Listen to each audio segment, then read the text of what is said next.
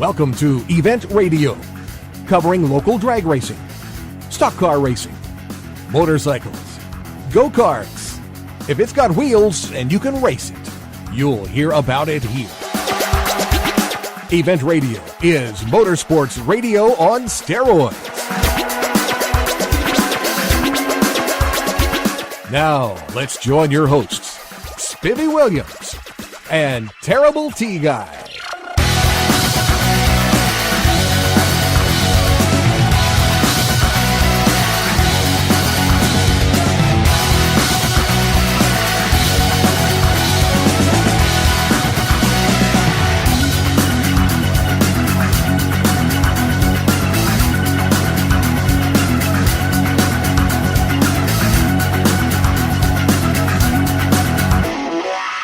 All right, guys, welcome to the next edition of Event Radio.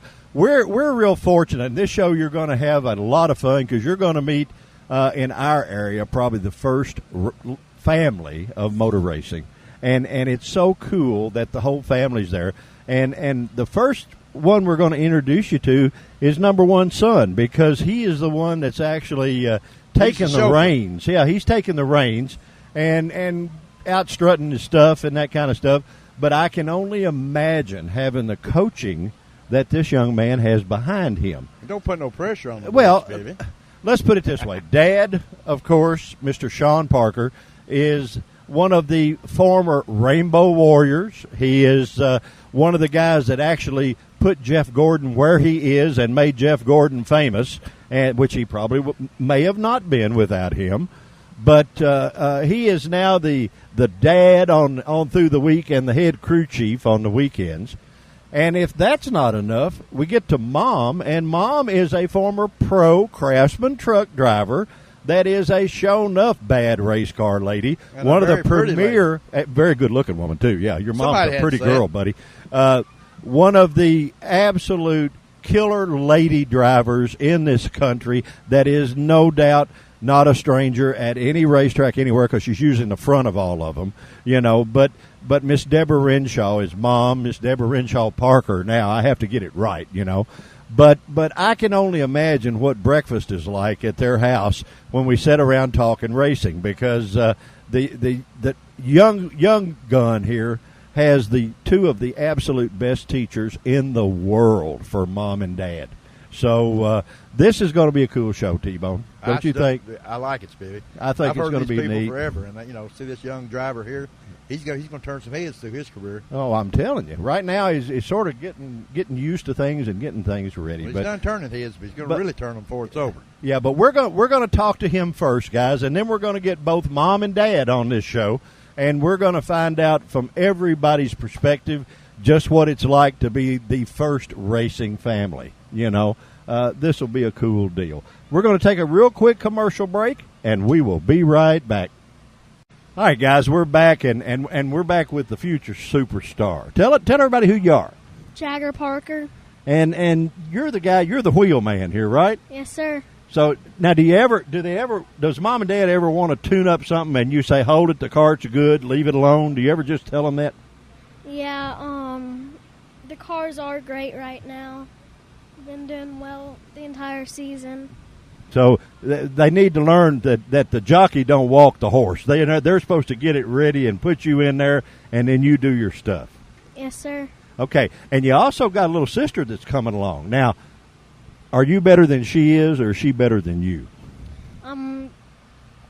You can ask half of these people out here. They'll say she's better because she's just way cuter.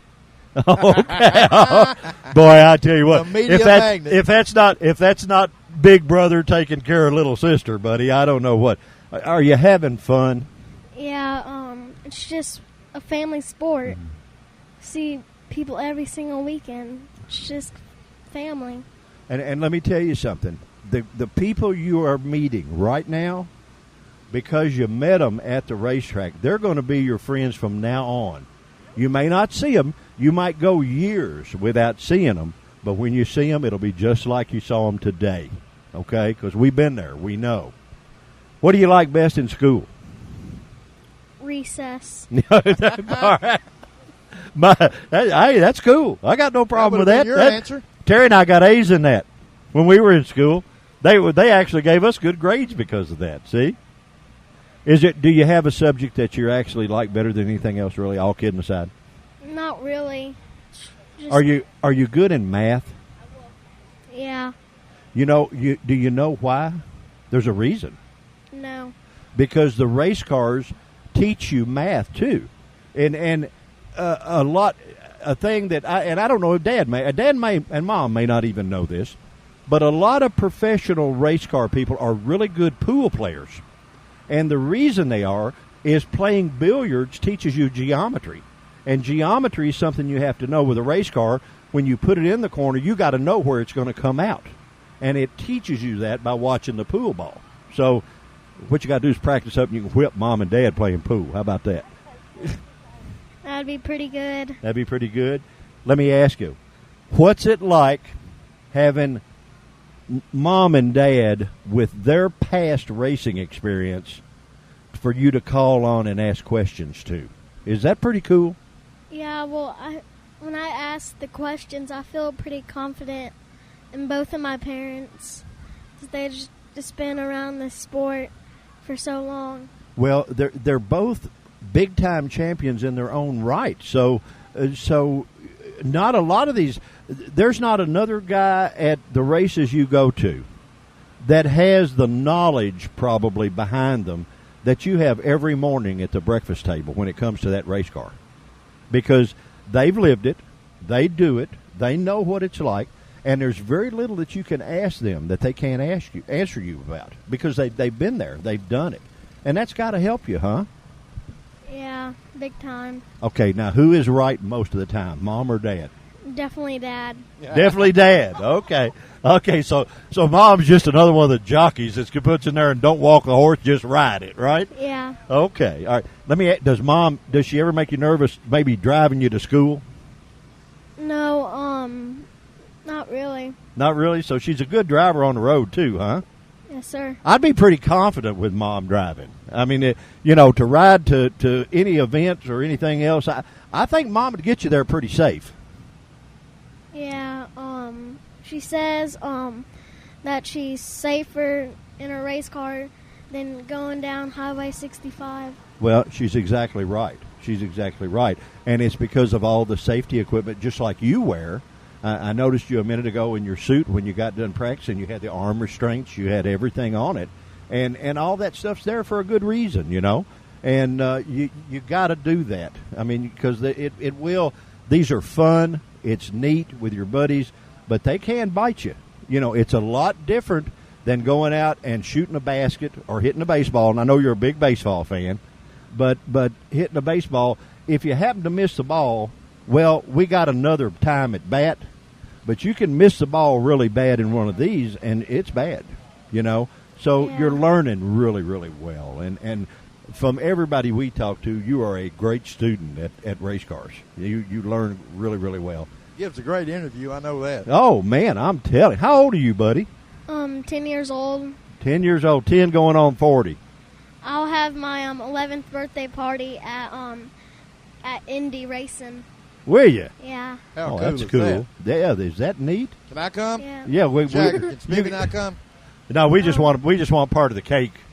We're big on eating, as you can see, so we want part of the cake. But that'd be all right, wouldn't it? Yeah. Yeah. Okay. All right. When do you guys ever sit at home, like maybe around the table, and talk about the race you were in and what went on? Well, if it was a good race, my dad would kind of say good job and leave it like that. If it's a bad race and I need things to work on, we'll probably do that. Okay, see, Dad knows. You know what I mean? That's what Dad excels in, and that's what he knows.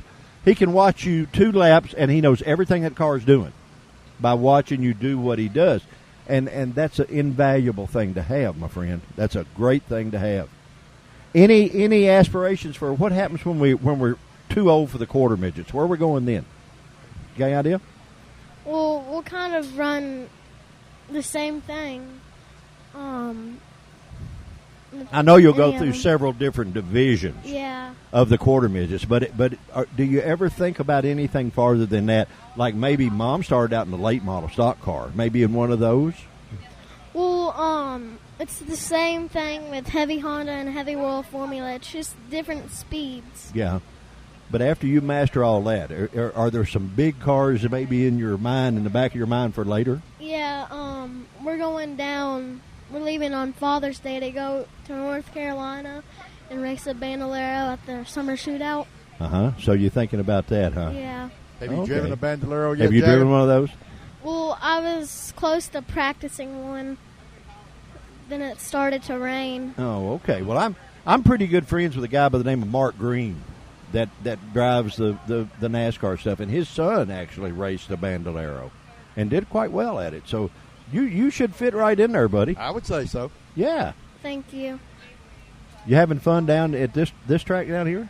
Oh, yeah. Because we are at a racetrack, guys. We're not at home in the kitchen table. We commandeered this young man while there's actually a little rain shower, and so he's having to sit here on pins and needles. He's wanting to be out on the racetrack, but having to wait the rain out, and that happens to the best of us.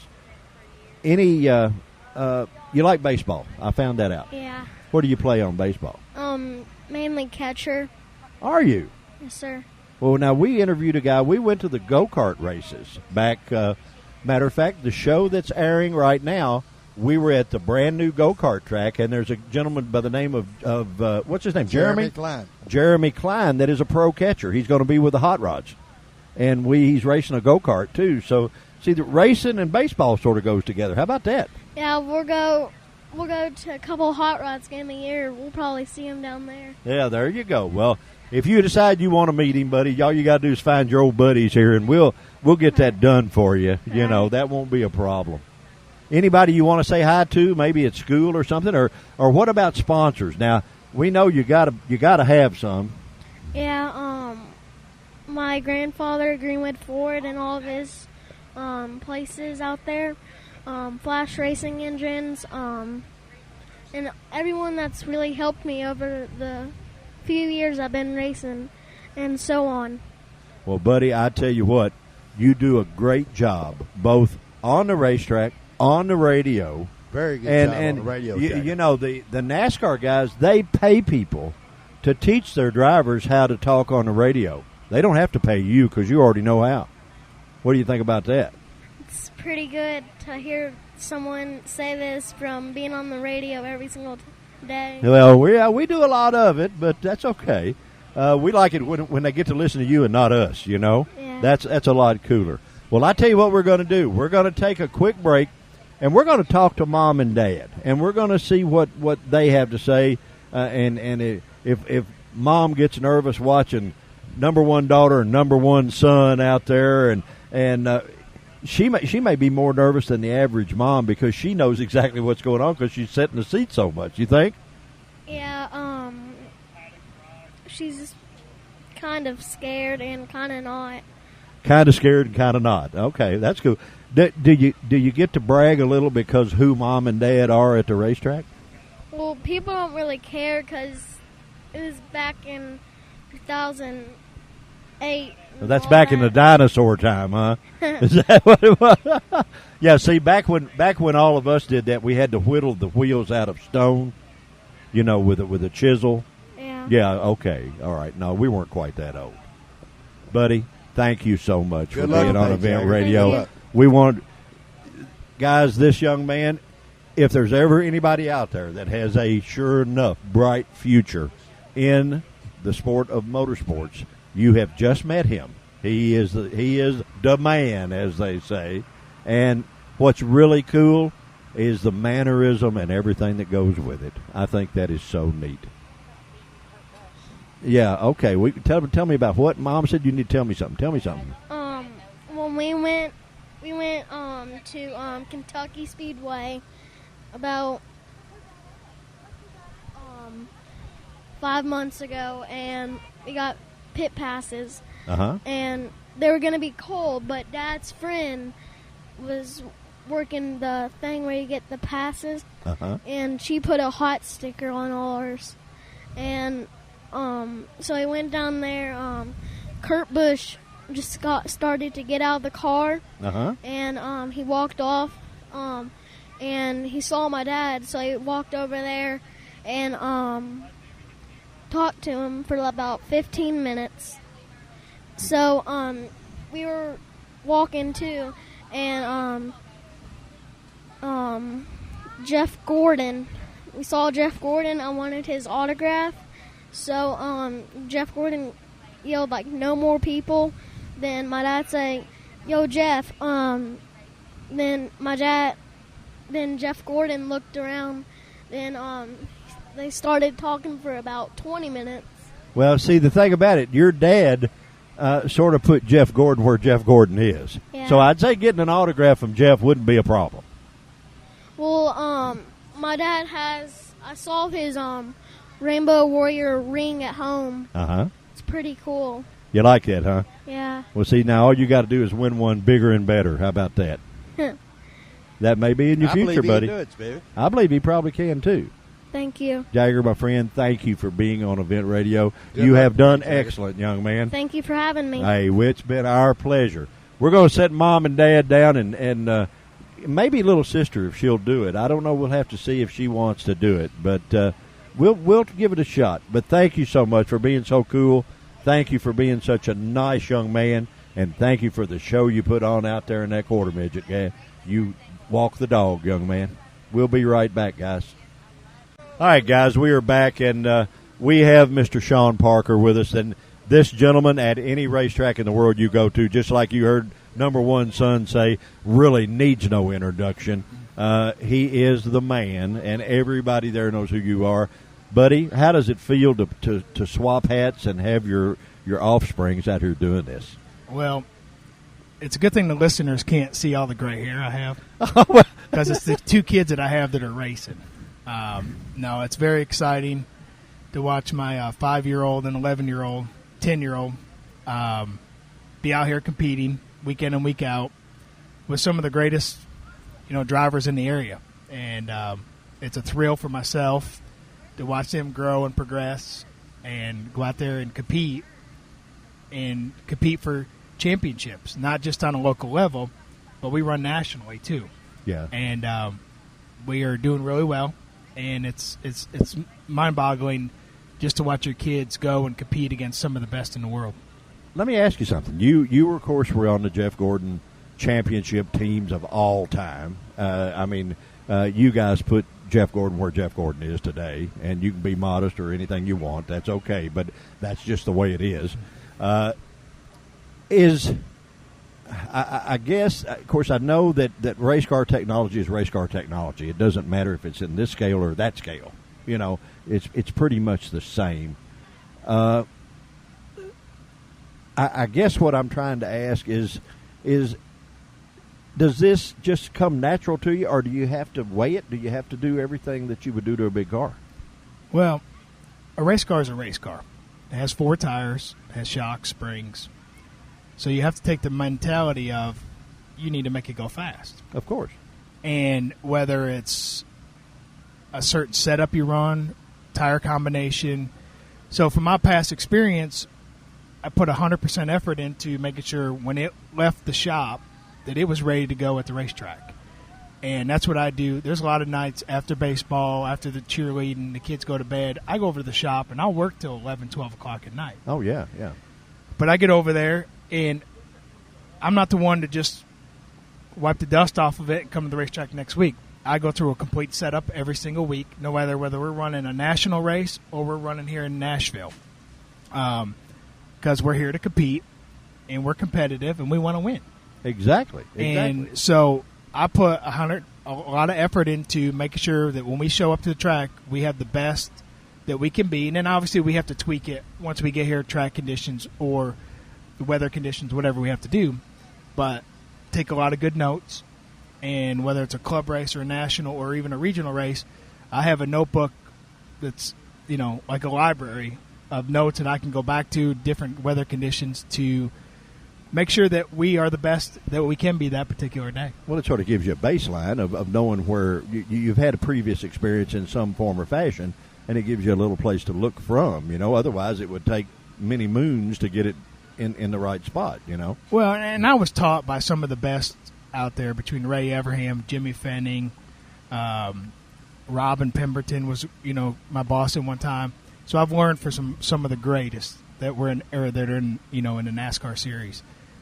And I've taken that same mindset in trying to teach my kids, to give 110% while you're on that racetrack. And whatever the result is, the result is.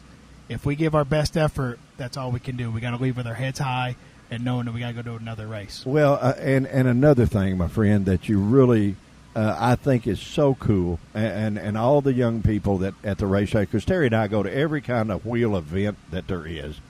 The young people are mannerly. They're nice. You don't see, number one, you don't hear any rap music, and you don't see their pants down to their knees. You don't. There's yes sir, no sir, yes ma'am, no ma'am, and that's cool. And they learn that at the racetrack too. I mean, I know you and Deborah are excellent parents, but still, they learn that with their buddies. Well, and that's the biggest thing. Jagger and Julianne both, more Jagger, has made friends from across the country, from Vegas to California to Phoenix. I mean, we compete with these guys week in and week out. And we don't just have local friends. We have friends that are from across the country. And they'll be friends forever. And they all hang out in motorhomes together. And we all eat dinner together. We all hang out and maybe have a cocktail together.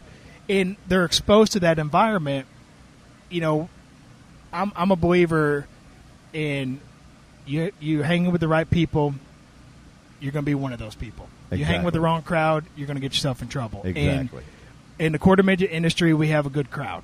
And we're very proud of that, like I said, nationally. And we strive to hang with the good people and just have a good family environment of racing. Well, I tell you what, what's let's say what's Sunday night dinner or Saturday night dinner or Sunday morning at the kitchen table when you got Mom as good a driver as she is, you the setup man that there is no better in the world, and Jagger sitting there looking at both with his mouth open. I'd love to be a fly on the wall on that one. I think that would be killer. A lot of times it's a truck stop. Oh, well, that's all right. Because we're coming home from a race, and we race on Sunday, so we're heading home. We'll stop at a rest area or a truck stop and go in there and, get the meal of the day. Every racer eats a truck stop, but buddy. we do try to have the times at home. But with our kids in sports and cheerleading and activities they do, we really don't have a lot of dinner time at home. You don't have a lot of sit-down dinners? So cell phone minutes get burned up because that's how we communicate, because I'm on one side of town and my wife Deborah's on the other side, seeing how everybody's doing. And but, when we're at home, they got to have another life.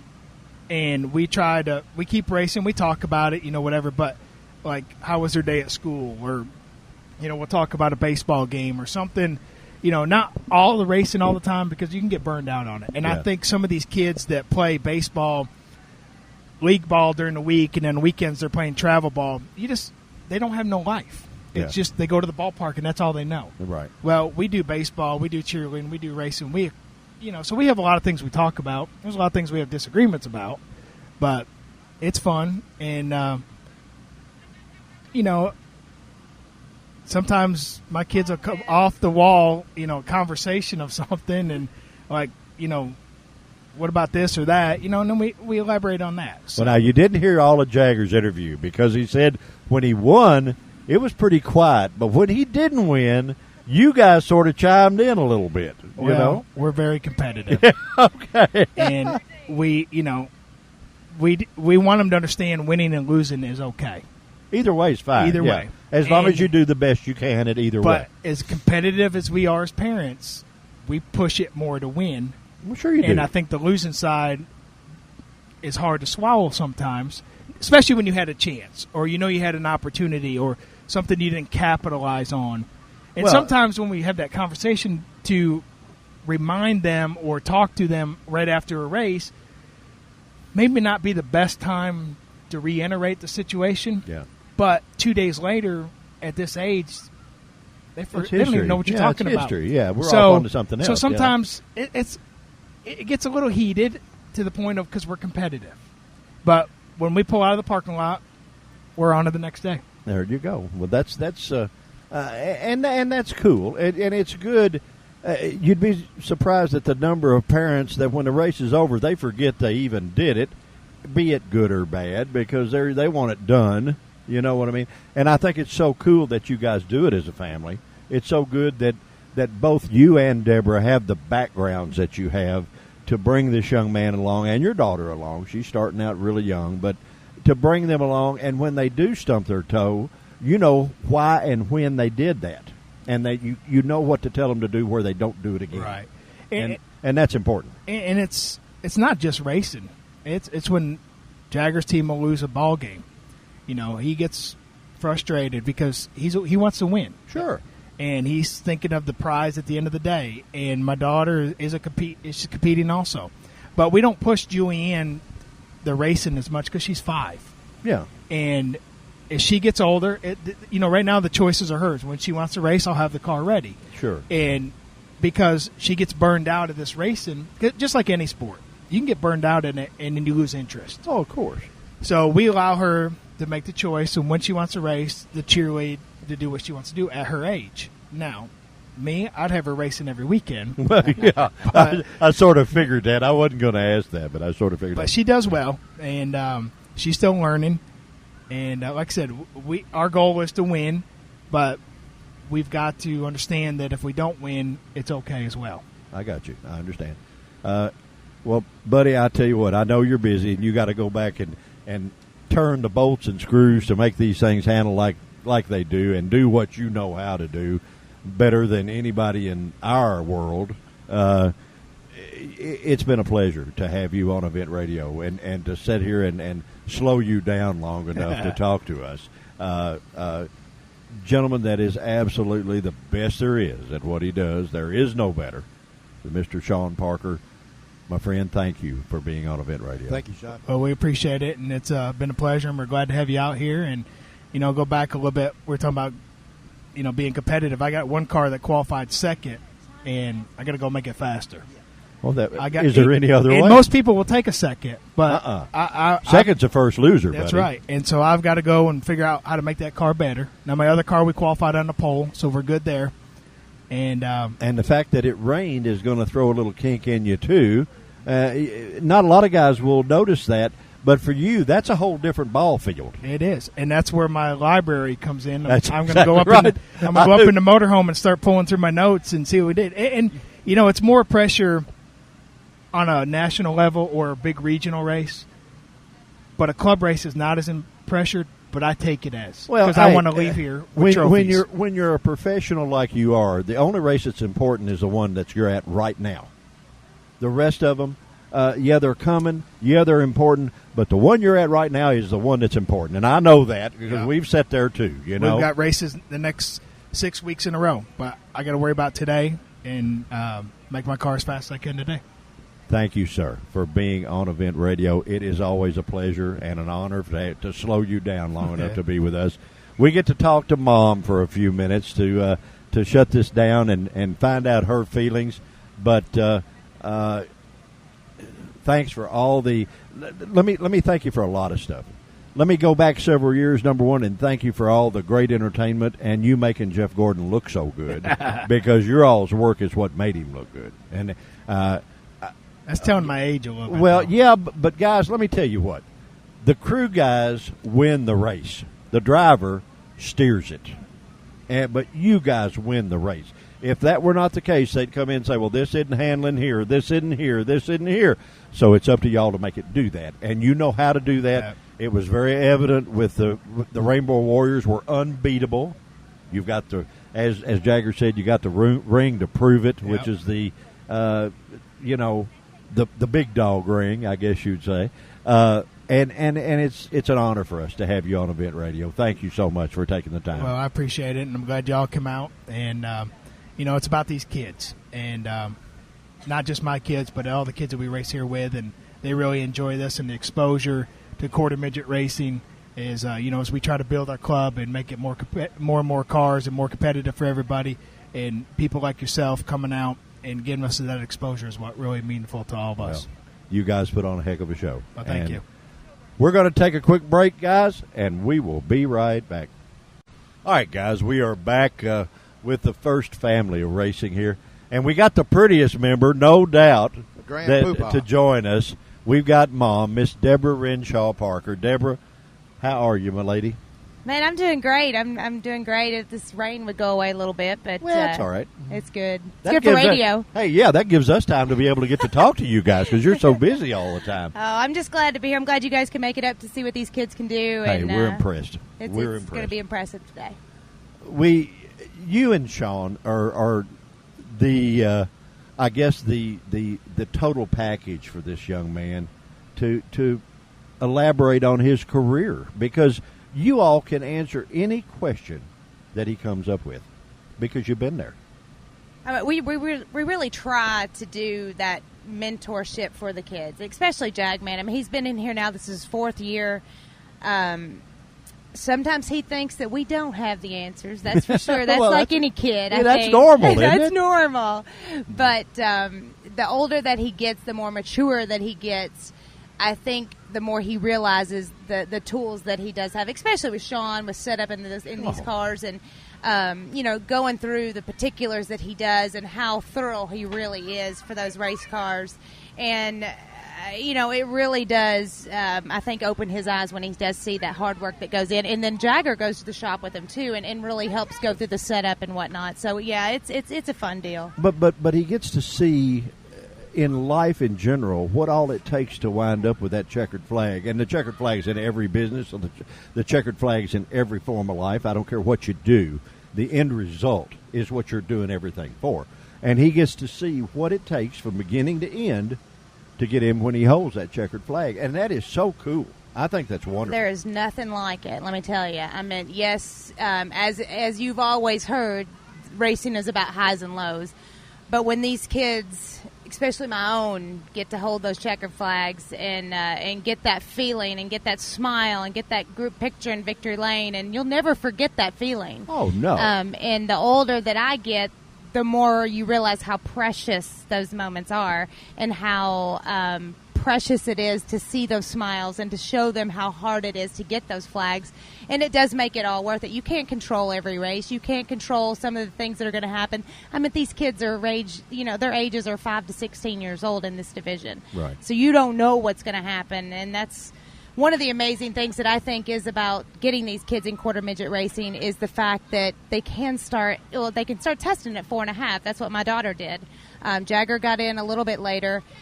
But the things that they learn at such a young age and how to swallow that and how to... Could Deborah have done that? I don't think so. I really don't. I've said to let myself... me ask you, how old were you when you took your first ride? I was 17 years old. And you were in a late model? Yes. Well, I mean, I tested the team that he had at that time, and then I tested it at Highland Rim. Yeah. 17 years old. These kids are starting at 4.5 years old. There are kids that are starting late models at 13 years old. We have a friend, Deborah, and I don't know if you know him or not. He lives in Horse Cave. His name is Dennis Collins. And Dennis started out at 4 in quarter midgets. And he went all the way through World of Outlaw sprint cars. And we were talking that Richard Petty had 200 wins. And I said, Dennis, how many have you got? And he's sort of real quiet. He said, 400. And I've said, okay, all right. Exactly. Like, I try to envision when I was driving late models at the fairgrounds, could I line up against a 13-year? Could I line up against Dylan Fetcho that's driving late models right now at Highland Rim? Could I mentally be able to, like some of these veteran guys, are they able to line up? Mark Day, let's just use Mark for example. Mark's excellent, yeah. How's Mark thinking when he's lining up on the front row with a 13-year-old? Yeah, I mean, I don't know how that would be hard to swallow for me. Of course, now you'd have been a little more confident if you'd had Sean Parker turn into bolts. I mean, absolutely, 100%, 100%, and the conversations get a little exciting. Yeah, I bet. Does it make Mom nervous to watch you? Even though you're the seasoned pro, you're a veteran, you've won everything in sight, and you know exactly what's going on when it happens. Does it still make you nervous? Yes. Okay. I never had that nervous feeling until my own kids started it. Okay. And I've told my mom this because my mom still has a problem coming to the racetrack even with the grandkids. Well, we talked to your dad in another show. Oh, okay. And he said that Mom, she had been once, I think, and he couldn't get her to come, Yeah.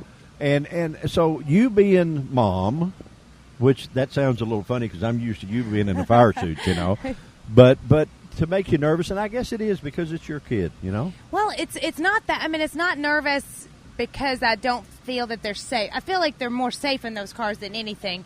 But it's a nervous feeling of how are they going to take that pass that if somebody passed them, how are they going to feel when they get out of the race car? You see so many highs and lows in these kids. I mean, my kids have come out of those race cars crying before. Of course. But I wouldn't have it any other way because they care. They love it. They love it. And their passion is there. And they're learning. And they're learning. Yes. But it has come full circle to a sense of I never understood why my mom couldn't watch me. Yeah. I wouldn't have it any other way. I wouldn't be out here. I would not miss a race because I want to be here and I understand the ins and outs of it, and I do.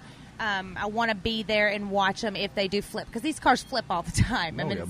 But if you think about it, they got a roll cage and two big rubber bumpers on each side, and they're buckled in it. They got arm restraints. They got everything that they got to have to be safe. Hans devices, everything. For example, the national race was just here a couple weeks ago. Yeah. It had 350 cars nationwide. Huge event for us. My daughter she's wrecked before. She's flipped before. She's fine. She's fine. But this past national race, she went underneath the wall and actually hit the corner post of the fence there, head on. Uh-oh. Hardest hit she's probably ever taken. I didn't know what was going to be the outcome. We got to the car. Somebody had mentioned the car's fine, just the bumpers, all the shock springs, everything's fine. Let's go back out there. She was passing for second. She wanted to go back on the racetrack. She had a few goose egg tears coming, but she wanted to go back out on that track. You got to remember whose daughter she is. I know, right. And we don't give them that much room to say, "Oh, are you okay? Are you okay?" So just give us a thumbs up, make sure everything's fine, and let's go racing. Deborah missed the race cars. I mean, absolutely. I mean, there's no feeling in the world like it. I do get a little bit of that feeling watching my own kids now, and I get that feeling of watching them win or watching them make a pass or teaching them a certain line on the racetrack, especially when they're rookies, because they don't know anything about a line, about what's the fastest way around the racetrack. But when you see them make those little progressions, I do get that same feeling, but there's no doubt about it. We talked to an old buddy of yours, a young man by the name of Clay Greenfield, and he ran the truck race, the dirt race at Eldora, and said that was absolutely the wildest thing he had ever done. Would you have liked to have done that? 100%. I mean, we were running in Memphis when they used to run in Memphis, the trucks, and we had an opportunity. We teamed up with the local drivers that ran a dirt show there. Did you? Yes, and so they had that dirt track right outside Memphis there. And it's in West Memphis, Arkansas. Correct. And then so we actually got a chance to get into the dirt cars of the local racers. Oh, cool. And it was like, oh my goodness, Ron Hornaday, myself, Musgrave, all the old guys. So we had a chance to go out there. So we drew for who started on what position. So I got the pole. Of course, I started on the pole. I mean, listen, I ran in I ran 10 laps up front. Never been in a dirt car in my life. I mean, we got a little bit of practice time. So I did hold my own for 10 laps, but then, I sort of slowly got spun out, and then I couldn't keep the wheels underneath me. It was just different. Though, my God. Unreal experience. Unreal. Yeah. New respect right there for those World of Outlaws. Oh, listen. Wow. Yeah. They're back to our pool playing deal on pitching them sideways, knowing where it's going to come out and all that stuff. Is it hard? Is it hard to be mom first and then race advisor second? Yes. It is. They're two hard. different hats. It is. Being as Sean and I are two very competitive people. You'd argue on which one got to the bathroom first. I mean, absolutely. I mean, there's no doubt about that. It has its pluses and minuses. Yes, there are moments I think that instead of Jagger getting out of a race car and me saying, what was that you were thinking going into turn 3? Should I have put my arm around him and said, that's all right, buddy, we'll get him next time, It is a fine line. It is a balance. It's hard. I question myself every day on it, but at the end of the day, I have to be true to myself too. I tell you, from interviewing the young man, you've done pardon the expression, damn good at both. Oh man, I appreciate that. I you really know, do. and then because most mannerly, nice young man that Terry and I get to interview people everywhere. And we do every kind of wheel sport there is, and we meet some that need a little help, you know. But everybody that we've met concerning the quarter midgets, and especially your son, man, there is no nicer. I really appreciate that. So where did you get that from? I taught him everything he knows. Right, I taught him everything he does. Wait till you hear him on this interview. You'll be very, very. Yeah. I can see this. when on the way home in the motorhome. Sean, I taught him how to do that. Sean said, "Well, I taught him first, you know." Exactly. I mean, you hit the nail right on the head. I mean, we have our moments. I mean, I guess that's why we compete in racing like we do, like all these families out here do. I tell you, this year has been a wonderful year for my husband and I both, because not only are we doing just our family, he's running the racetrack down here for all these families. And well, he sort of knows how. Yeah, he's done he's done such a great job of managing this racetrack and bringing all these families together and growing it even more than what it is. And we're proud to have it in our backyard. And I'm proud to be able to have my kids to be a part of this club. Are you going to? And I know the support is without question. I know you'll support anything that he decides to do. If he decides to become a pro baseball player, or if he decides to become a pro race car driver, Mom and Dad are going to be right there behind him. I know that for a fact. 100%. 110. 120%. Yeah. Do you think that, of course, your mom, you know him better than anybody. Do you think that he will go on into bigger stuff? I do. It takes a lot. It takes a lot from these kids, especially this day and age. I mean, you've got them starting at 4 or 5 years old, and it takes ton more than what it used to take. And so yes, I do feel that he will, if he keeps up the desire that he has now for it, the passion that he has now for it, and does not have the distractions that some teenagers can have, and we keep him on that straight path. Yes, he should have the tools in place to know how to get there. Well, he won't get the distractions because you don't have those distractions at the racetrack. You know. True. But I don't know. It's just so cool to me to be on the outside looking in at this, because both Terry and I know, like, we've been there. We've done this, and we did the same thing when we were kids. And to watch these young people and to know you and Sean's background, man, this is just awesome. I mean, this is absolutely awesome to be able to you'll probably be glad that all these people don't know your background, because there'll be a line of autograph seekers all the way around this place. You know, we may have exposed you to people you don't really want them to know, but still, you know, gal, you're a superstar in this stuff. I mean, you're a race car driver, gal, and they just had a thing last weekend. The first lady that won the 100th event, and I'm sure you were in that list. You know. And it's an honor for us to have you sitting in this golf cart talking to us, because you're a member of the elite club. Well, I appreciate that. I really that opened the doors. I mean, it was a great time in my life, and I had so many great people helping me get there and helping me do some of the things that we were able to do and meet some of the people that we were able to meet, and I had a blast along the way. Now I see some of the other young ladies coming up through the field, including my daughter. She's right here. But I think I just saw where there was the first time in history at Eldora where there was a young lady who's 17 years old that finished second place. Oh, yeah. And that, to me, and when I see things like that, it gives me a sense of pleasure to know that I was part of something to help open those doors. Well, Terry, there are girl motorcycle racers now that are flat track racers, right? Shanna Texter and Nicole Mees. Nicole just got a factory ride with Harley Davidson Wrecking Crew. So I love that. They've won a couple nationals. They're spanking them all, Deborah. They're doing. I love it. Let me tell you something.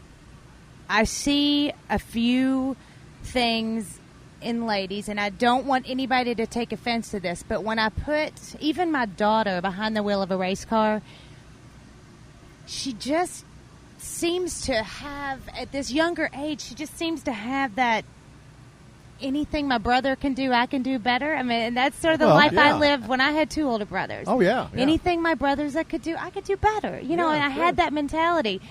And I mean, it takes a rare breed to get and to be around motorsports and to get to be around some of the men in the sports. But you just have to adapt to it. And it's not, I don't think anything you were born with, but I think it's just something that it's it's a desire. It's a passion. It's I can get faster that next lap that I'm in my race car, you know, and it's that passion for whatever you're doing in life, whether it's driving a race car or playing baseball. Did you ever turn to one of your brothers and say, "Now watch this"? I mean, you don't even know how many times. I mean, serious. We still do it to this day. If you're Are on a you bicycle, kidding me? you're on a bicycle, say, "Watch this," you know. Seriously. I mean, I have vivid memories. One example. We had a creek out behind our house that we grew up in. There was this rope going across the trees, you know, and across the creek. I mean, sure enough. I mean, I think I'm maybe 7 years old, and they're like 12, 13. Right. My strength was not there, obviously, whatsoever. Yeah. So they all swung across the embankment, and so here I go, you know, and Mom and Dad, they're probably at work, you know, who knows.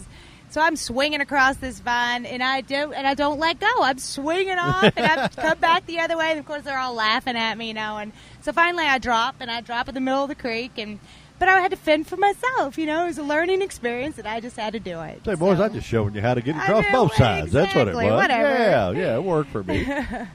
Well, young lady, I tell you what, it is always our pleasure to get to talk to you. We have to wait 2 or 3 years, it seems like, in between, and I understand that because you are a very busy lady. Running, you got a new ladies store. Gee, wow, cool. Who would have thought that, right? Well, no, you know, and that's what's so cool, guys. This gal, and it's a shame this is radio and not television because she's a very attractive lady. You know, what's the name of the lady store? We have Apricot Lane Apricot Lane Boutique in the mall there, Greenwood. Yeah, you make them look good. Oh yeah, we try. Do they have pleated fire suits or anything? Or yeah, we have a fire retardant section that's in the back of the store. We carry with all the Nomex material. Stuff. Yeah, pick out your Nomex. There you go. But you've been in the car business forever with the family. The family are huge car dealers. We talked to your dad at another show about all the car dealerships. You actually are a whiz in that. Is there anything that Deborah, and I probably know the answer to this, but is there anything that Deborah's ever attempted to do that was too hard for you? I mean, absolutely not. Okay, I thought I knew. Oh, I know. No, probably like musical stuff. I mean, like I do you love play to any sing. musical instruments? I love to sing. Like I love carrying a tune, karaoke. Bring it to me. We'll sing all night long. Really? But musical instruments, I've always loved, and I've thought about trying to love it, but maybe it's a patience. I don't have much patience to see that. So you're not going to be around. the next drummer rock star or Absolutely not. But in my head, I probably think I am. Well, that's okay. That's all right. Yeah, well, you know, just take a recorder in the shower, and you may make the next million sellers. You never know. Yeah, you never know. Yeah.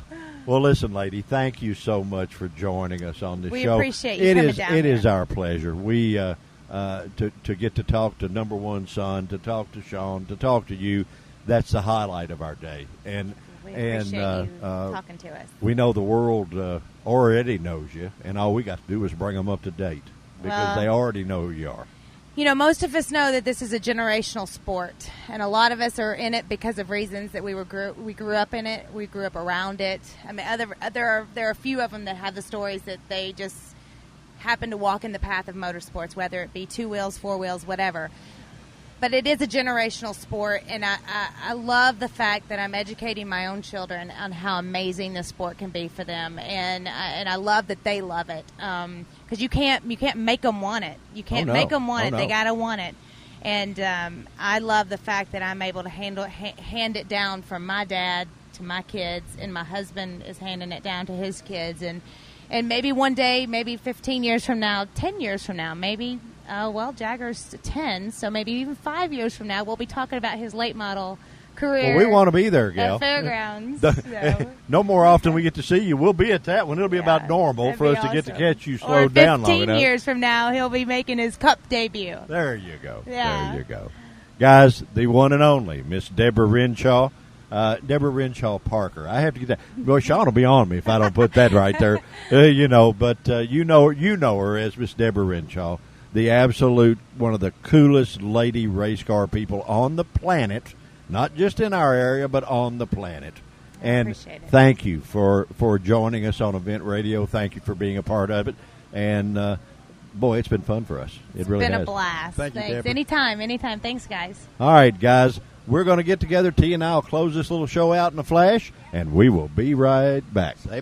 Well, T-Bone, this is where do you go and meet a bunch of interviews like we just did?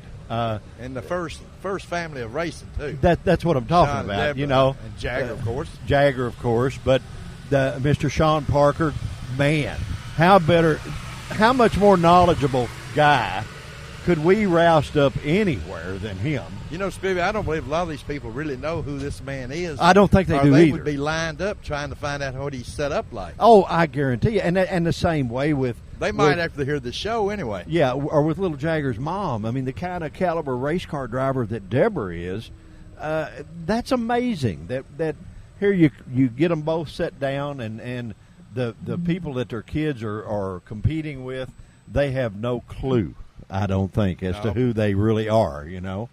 But Jagger and his little sister, they both got a good future because they sure got. Oh man, they got Deborah and Sean. They know what it's about. Yeah, they got a great future in the sport. Well, listen, guys, it's been our pleasure to have you join us on the First Family of Racing.